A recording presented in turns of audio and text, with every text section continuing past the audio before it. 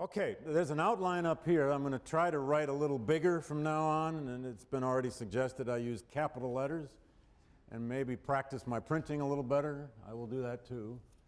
I'm not very high tech. I will occasionally use some visuals, slides here and there, a painting here and there, an image now and then, and certainly maps, especially in dealing with the 1850s and the coming of the Civil War. But every lecture will have an outline in front of you, and the intention in every case is to get to the fifth part of that outline. I almost always do. Almost. But at least you'll have a sense of the structure of the topics or the themes that this lecture is supposed to work its way through. I do welcome your questions. I'll ask at times if you have any questions. This is obviously a terribly formal situation, me up here on this stage and you out there looking into your laptops in some cases, doing whatever you're doing on your laptops. Just don't do what one student did a year ago, though. He was right back there in that aisleway, like halfway back. He came in. It was the day I was lecturing on the Dred Scott decision. For some reason, I've never forgotten that. And he whipped out the Yale Daily News. And he just was enjoying the Yale Daily News. I didn't know there was that much to read in it for that long most of the time. He's just reading the Yale Daily News in front of him. And at one point I stopped rather loudly and I said, "The Dred Scott decision is not covered in today's Yale Daily News." And he didn't hear me. So I shouted it again, and by that time the whole class is beginning to laugh uncomfortably, and he finally realized what was going on. And the poor guy crumpled up his newspaper and walked out the back, and he never came back. I felt a little badly about it, but just don't make it so obvious. All right, does everybody have a syllabus? Anyone lacking a syllabus? Everyone's got a copy? We may need some more, and the balcony people need syllabi. They're hiding up there. But, David, do you have any extras? Oh, okay. No? It's what? We have none left. None left. Okay. We'll have more on Thursday. And I should put it on the web.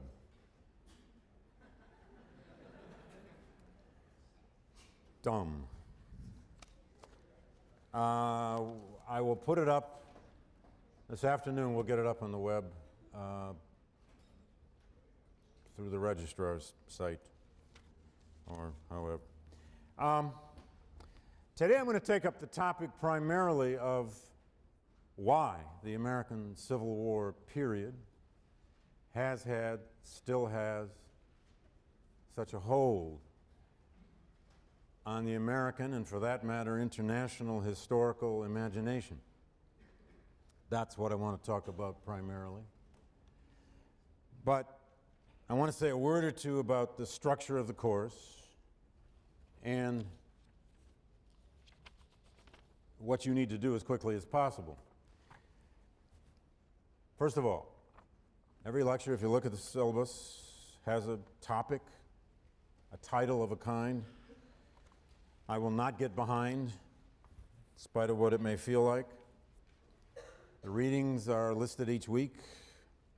We are using, among other things, there's a combination of readings, in fact, a rich combination of historical monograph, historical kind of syntheses, 2 works of fiction, 2 novels, one by Louisa May Alcott, a famous, short, classic little book called Hospital Sketches, which was based on Alcott's personal experience as a nurse in Civil War hospitals, an experience that all but overwhelmed her emotionally, psychologically, and she in some ways could not stop thinking about it.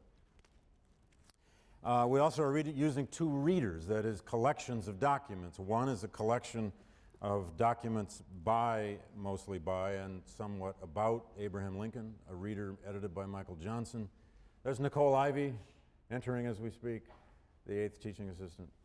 Sorry, Nicole, we just did intros.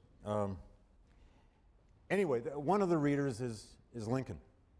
The great speeches, the great public letters, we won't use every document in the book, but the great Lincoln stuff is all there and well introduced. The other reader, which we use virtually every week in the course, and teaching assistants will be free with this to assign whichever documents they so choose in any given week. I'm still taking the plastic off this one. It's edited by Bill Gannap, a great Civil War historian, recently deceased. It's a collection of documents from essentially the Mexican War right on through Reconstruction, many of them very brief and short documents, allowing us at times to teach with a document. It's possible you'll have an entire discussion section that centers around a single document, as well as the other reading you did as background. The other novel I neglected to mention is a very new novel, and I'm taking a risk in this course. For years and years, I won't admit how many, I've always taught Michael Shara's great Civil War novel, The Killer Angels, which I would venture a quarter of you have probably already read. All right, how many have already read Killer Angels? Aha! We're not reading it this time. You can't take that week off. We're reading E.L. Doctorow's new novel called The March, which has only been out about a year, just into paperback. It's Doctorow, the great modern novelist of urban America, of race in America, of so many things. He has actually a brilliant short story in the current New Yorker. If you haven't read it, it may not appeal to all of you. It's really about middle-aged men in the suburbs. I got it. Any rate, Doctorow's March is about Sherman's march to the sea. It's about Sherman, but it's also about all the people around him. And I think Doctorow accomplished something extraordinary in that novel, which so few American writers of fiction have ever quite been able to imagine. He's not alone, but not many have, and that is fully realized slave characters. Those he invents. There are a lot of real people in that book, and much of it, like so many of other of Doctorow's great works, like Ragtime, if you've read Ragtime, or others, much of the language, the dialogue, is verbatim out of historical sources. You might even want to read Sherman's memoirs in tandem with it if you have the time, because the whole portions of it come directly out of Sherman's memoirs. But then there are characters invented around it. Anyway, it's that last horrible, devastating, destructive, evil, but sometimes good year and a half of the Civil War in Georgia and South Carolina, when the Civil War became a truly kind of total modern affair. It's a novel about this beast of war itself, but it's very much a novel about what this war was about. Anyway, I don't want to go into all the readings. I divide this course in 3 parts, which may or may not be obvious the first time you glance at the syllabus, but essentially the first third of the course is the coming of the Civil War. It's the story from roughly the mid-1840s through Fort Sumter. And the second third of the course is essentially the war itself, where we tackle not only how the Civil War was fought, but we tackle what it was about. We tackle the question of Confederate defeat and Union victory. How do we explain that? And we especially tackle questions of meaning. If a war of such a devastation can have meaning in the end, what are those meanings? It's, I think, arguably the most important take-home set of questions and answers you might take out of this course. And of course, that means we dwell a good deal on emancipation, the single most revolutionary result of the Civil War, and arguably the single most revolutionary historical moment in American history, the liberation of 4.2 million slaves to some kind of freedom and some kind of citizenship, at least for a while.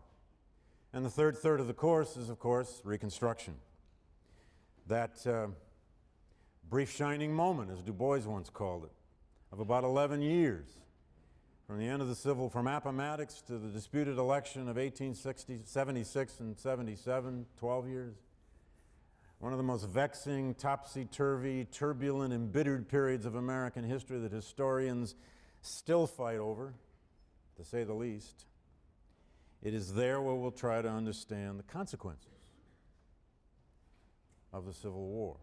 This is a course at the end of the day about the causes and consequences, as well as the course of this event. Now, but today is January 15th. It is Martin Luther King's birthday. And I want to start with a very famous passage. It's not usually the passage you hear from the I Have a Dream speech. Almost always when the dream speech is quoted, and now it's quoted in commercials, right? Numerous times. Or on radio spots, background. King's voice as though it's some kind of American chorus for when any moment we need to feel better about ourselves and about race relations. We often just skip right over the first 2 or 3 paragraphs of the speech, where the central metaphor he sets up in the speech is what he called the promissory note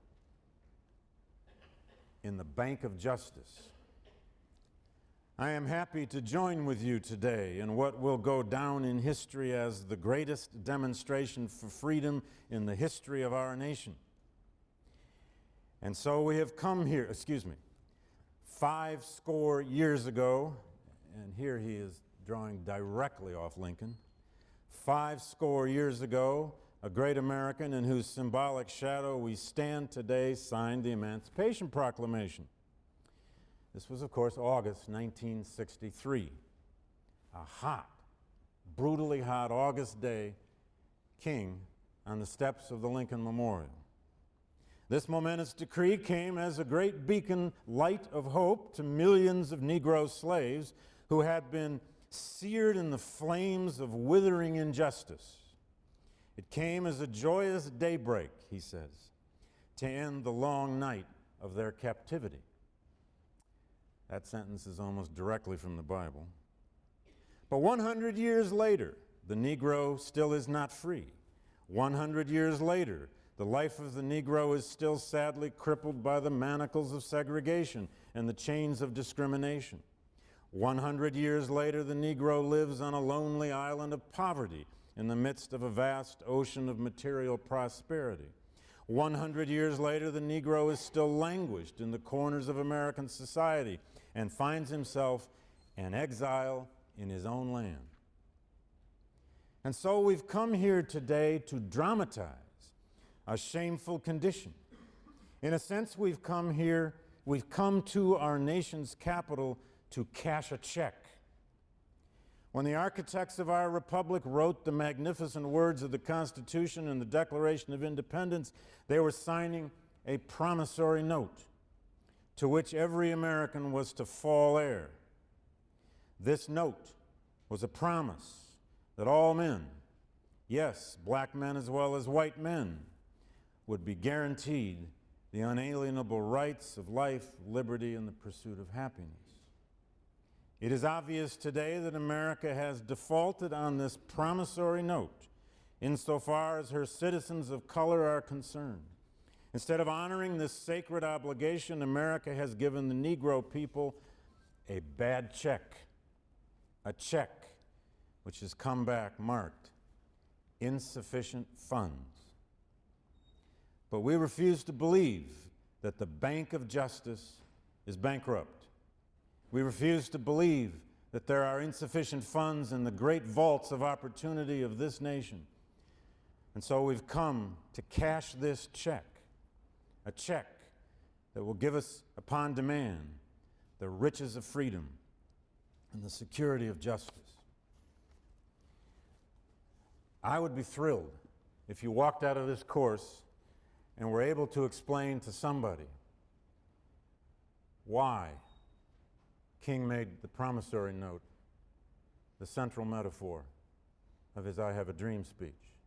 And you could somehow explain why it hadn't been cashed by 1963, and could then begin to discuss whether it's fully cashed yet.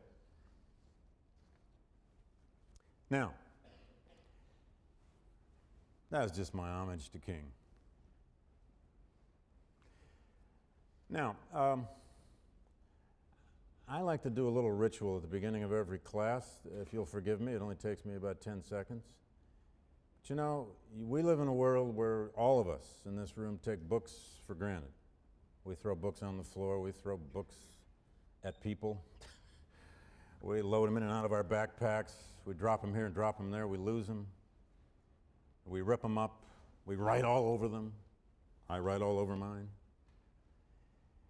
It's only a few generations ago when there really weren't any bookstores to go to. Your great-great-grandparents couldn't meander a bookstore to speak of, unless they lived in a special section of a special city. Books are precious things. A lot of them are assigned in this course. There's short ones, little ones, big ones, syntheses, novels, monographs. Think of a book, just for a moment, and then you can forget this if you want. But think of a book. Any book. It's hard to think of a really bad book this way, but think of a good book. One of your favorite books ever. It's like a newborn child. A newborn child brought into the world. A book. Probably a lot more planning and thought and design and construction, at least intellectually, goes into that book than goes into most babies.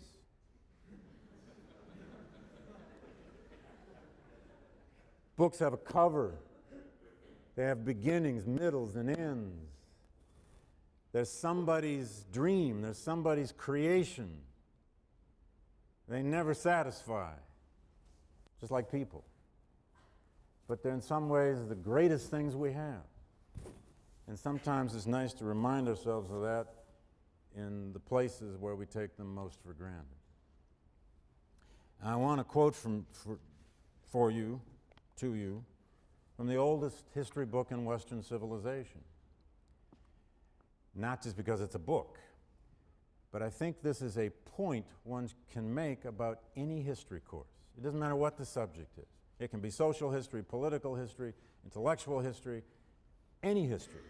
It can be the history of ancient Rome. It could be post-1945 United States. It could be any history. But any history course ought to do the two things that Herodotus named in the opening sentence of the oldest history book we have. This is Herodotus, the history. Isn't it great when you're writing the first book, what are you going to call it? The history. No subtitles, nothing fancy, just I, Herodotus of Halicarnassus, am here setting forth my history, that time may not draw the color from what man has brought into being, nor those great and wonderful deeds manifested by both the Greeks and the barbarians fail of their report, and together with all of this, the reason why they fought one another. I don't know how closely you listen to that, but what has Herodotus just said? He's basically said history is two things. It's the story. It's the color. It's the great deeds. It's the narrative that takes you somewhere. But it's also the reason why. It's also the explanations. That's what history does. It's supposed to do both of those things. Some of us are more into the analysis, and we're not so fond of story. Some of us just love stories and don't care about the analysis. Now stop giving me all that interpretation.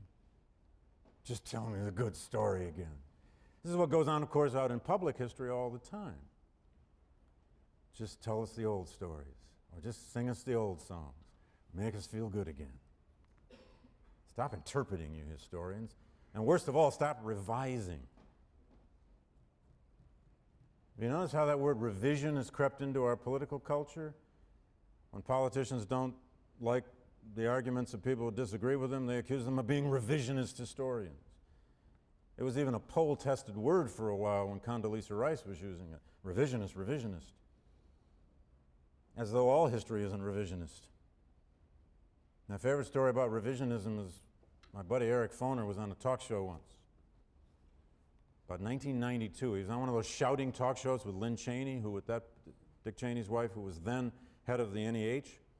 And this was a time, you won't remember this, we were having this national brouhaha over what were called national history standards. And Lynn Cheney had become a real critic of these national history standards because she didn't particularly like some of the ideas that the historians were coming up with. So on this talk show, it was firing line, where you get two people on and they shout at each other for an hour or a half hour, and the producers love it. And Foner is pretty good at rapid fire coming back. He's pretty good at this. Anyway, they had this sit-to, and she kept accusing him and other historians of being revisionist. And Eric says the next morning he got a phone call from a reporter at Newsweek. And she said, Professor Foner, when did all this revisionism begin? And Foner said, probably with Herodotus. And the Newsweek reporter said, do you have his phone number?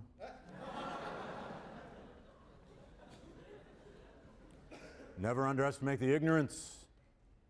H.L. Mencken said this. I didn't. Never underestimate the ignorance of the American people. Or of journalists, or of...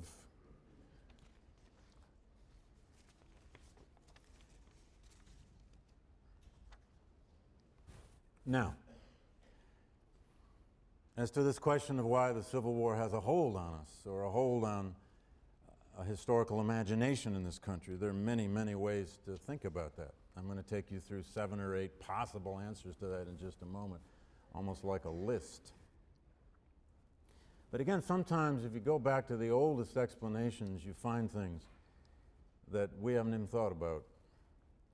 In Thucydides, the Peloponnesian War, the first great modern text in Western civilization, at any rate, about a civil war.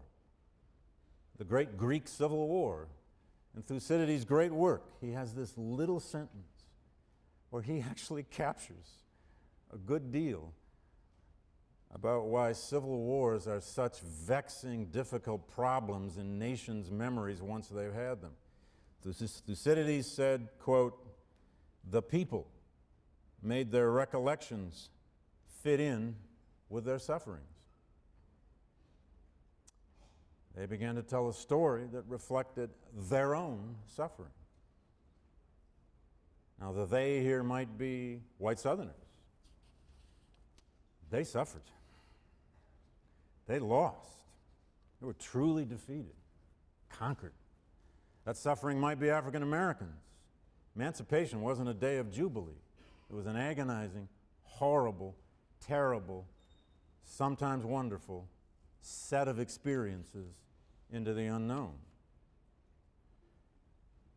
And the suffering might be Northern Unionists. About 300,000 Yankee soldiers died in the Civil War, and about 650 to 700,000 were wounded. The people made their memories fit their sufferings. I also like this little passage to just put into your craw about any history course, about any interpretation. And of course I'm going to have a point of view at times in this course. All historians do. Don't even listen to a historian if he or she doesn't have a point of view. None of us are blank slates.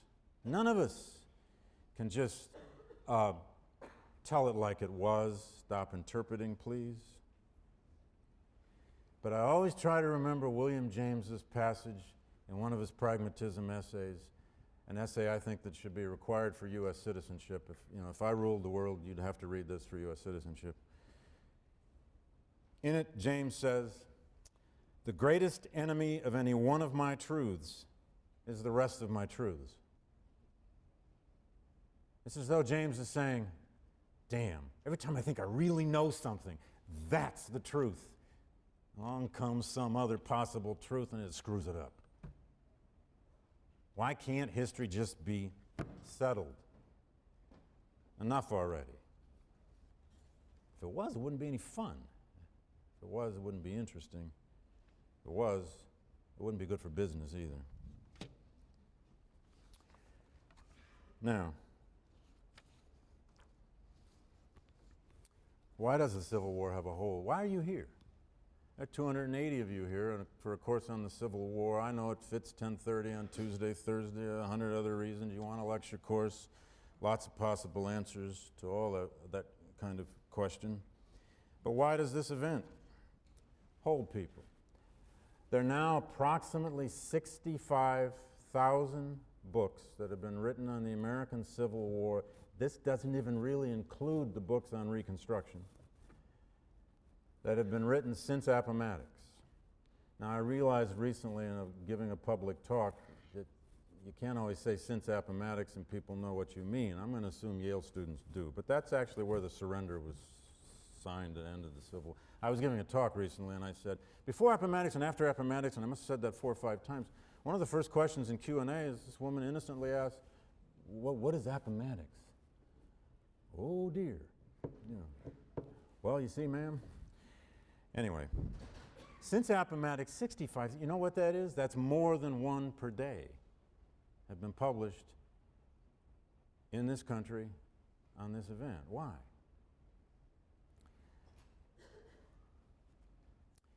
What does Robert Penn Warren mean when he said, the Civil War draws us as an oracle, darkly unriddled and portentous of our personal and our national fate? That's pretty grandiose language, but what did Warren mean? What did Gertrude Stein mean when she said, there never will be anything more interesting than that American Civil War? Of all people, Gertrude Stein was hopelessly interested in this event. There never will be anything more interesting than that American Civil War, she said. Why are so many people into this? Why do people want to read about it, reenact it, go play it, go visit it? Is it just heritage tourism? Is it just the attraction of military history? What is it that compels us to remember the most divisive, the most bloody, the most tragic event in our national history? And how do we remember it? Have we sometimes cleaned it up with such pleasing mythology that we've just made it fun? Why is the Confederate flag a problem? Why doesn't it just go away? It's the second most ubiquitous American symbol across the world, especially since Michael Jordan quit playing. Other than the U.S. flag, the Confederate flag is the most ubiquitous symbol of the United, maybe Coca-Cola, okay, but Coca-Cola is an international symbol now. You can find the Confederate flag everywhere in this world. I spent a year in Germany and I traveled a lot in Eastern Europe. I saw it all over the place. I was in Prague, the Czech Republic in 1993. Jim McPherson's Battle Cry of Freedom, a book you're signed largely as background. Largest selling book on the American Civil War published in the last 25 years. International bestseller, 16 weeks in the New York Times bestseller list, was translated into Czech. I mean, nobody reads Czech, except the Czechs. And even they tend to read fiction in German. Anyway, in a bookstore, they had a big display of Jim McPherson's Battle Cry of Freedom. The whole bookstore window. I couldn't believe it. But how did they display it? With Confederate flags. They missed the point of the title of the book, but never mind.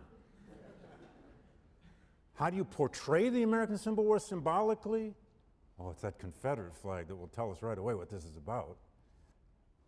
Why? Why doesn't the Confederate flag just go away? Or put another way, why do you love the Civil War? I can't tell you how many thousands of times in public lectures, et cetera, et cetera, et cetera, and all Civil War historians face this.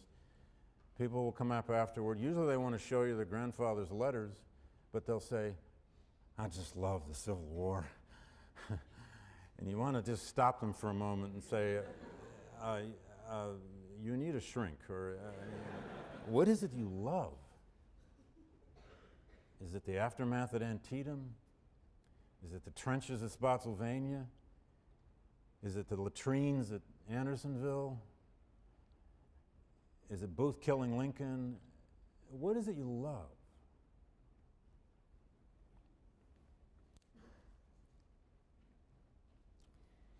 Is it because we love epics? Is it because a lot of people really are kind of hardwired, maybe? We may even be hardwired biologically for story. I can't prove that, but there's a lot of research on this.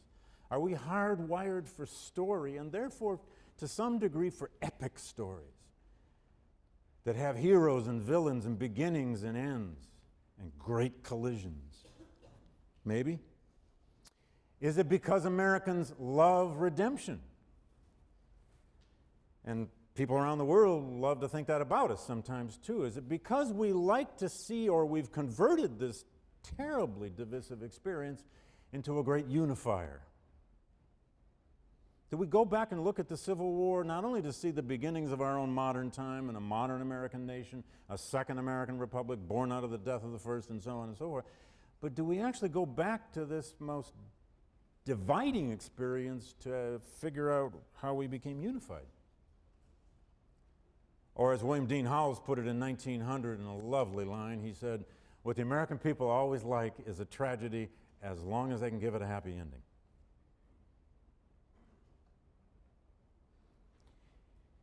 Is it because we see the American Civil War, or have learned to see it, as America's first great racial reckoning, where the nation's national sin of slavery, as some like to put it, had to finally be remitted in some way, purged, cleansed, in the language used by both sides in this war, of purgings and cleansings.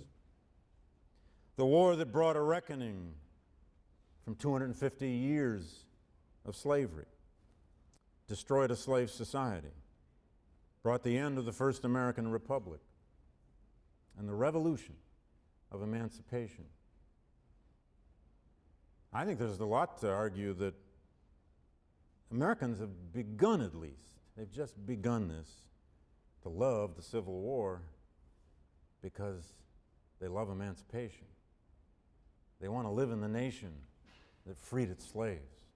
My favorite line in George Bush, the first inaugural address in 1989, and I'm probably the only one who ever bothers to remember this line, I may be the only one who cares, but Peggy Noonan wrote him a sentence. It's classic inaugural rhetoric. It comes right after the section in Bush 1's inaugural where he's saying we must put the war in Vietnam behind us. It is too divisive, and so on. And then there's a line where he says, we must remember we are the nation that sent 600,000 of its sons to die rather than have slavery. Now, who wouldn't want to live in that country? That's a great line in an inaugural address. Of course, it's ignoring the fact that at least half of those people died to preserve slavery, but never mind. I mean,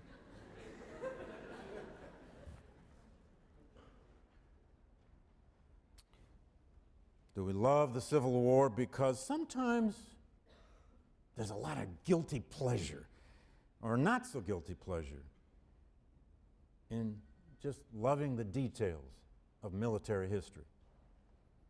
And if you're one of those, fine, that's great. I had that stage too. I will confess if you make me. But what is all that nostalgia about for those battlefields? Or is it because this experience in American history is ultimately about loss? Are we attracted to loss? Is loss more interesting sometimes than victory? And by loss I mean defeat, but also loss in terms of human life, treasure, portions of civilizations that die. take loss for just a moment. If you took the 620,000 odd Americans who died in the Civil War, you moved it ahead to the Vietnam era and roughly the 12 years the United States fought in Vietnam per capita, okay? Approximately 4 million Americans would have died in Vietnam. That's the scale of death and loss in the Civil War. 4 million.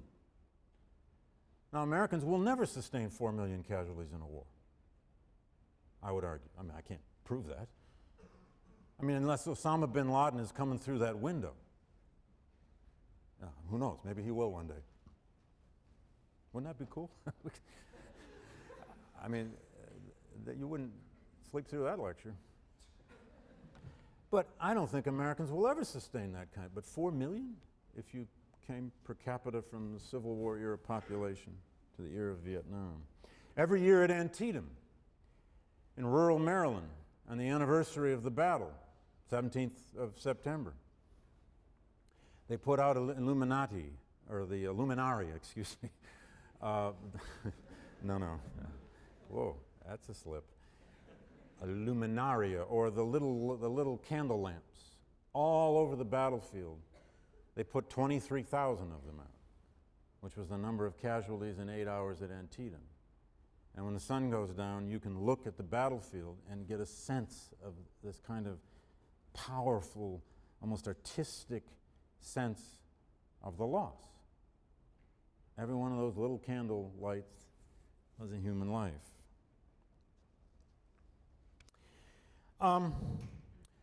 Related to that is the American imagination for this event still stimulated in part because sometimes we just like lost causes. We are attracted to defeat sometimes more than we are attracted to victory. Loss in war is sometimes more interesting. Lost causes somehow represent the rebel spirit, a rebellious spirit, an insurrectionary spirit, an insurgent spirit. Some people may be attracted in that way. And maybe last but not least, and this list could go on and on,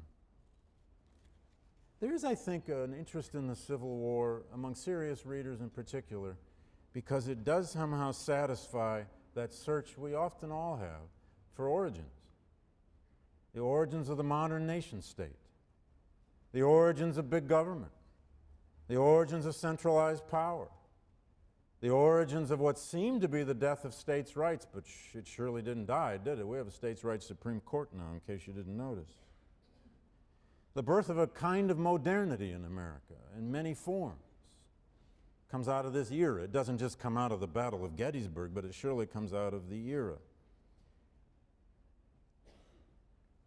There's also this sense in which somehow in that experience of the Civil War in the middle of the 19th century, fought for the existence of an American nation and for the new definition of that nation and just how free and equal the people in it would be, is where we may somehow see that transformation from a pre-modern to a more modern world.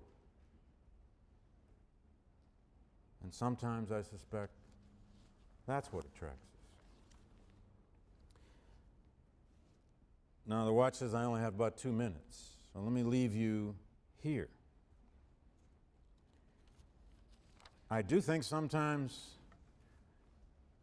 we're attracted because war is just so beguilingly fascinating. And Drew Faust, a wonderful historian whom you now know as the president of Harvard University, has just published a brand new book. It's literally just out this week. I read it in manuscript. I have a blurb on the back. It's called The Republic of Suffering. And she has much to say in that book, which I highly recommend, about why death is so interesting. Let me leave you with this. Thursday, I'm going to take up the Old South and begin this comparison of the Old South to the growing capitalist, well, both sides were highly capitalist, northern society. But in 1850 or 1840s America, you could find both extremes of, on the one hand, a tremendous, seemingly unfathomable optimism about America. It seemed to be limitless and boundless, and nobody captured it ever any better than Walt Whitman. But you can also find expressions all over the culture, especially from African Americans and abolitionists and some slaveholders, of a great dread about the direction of the country.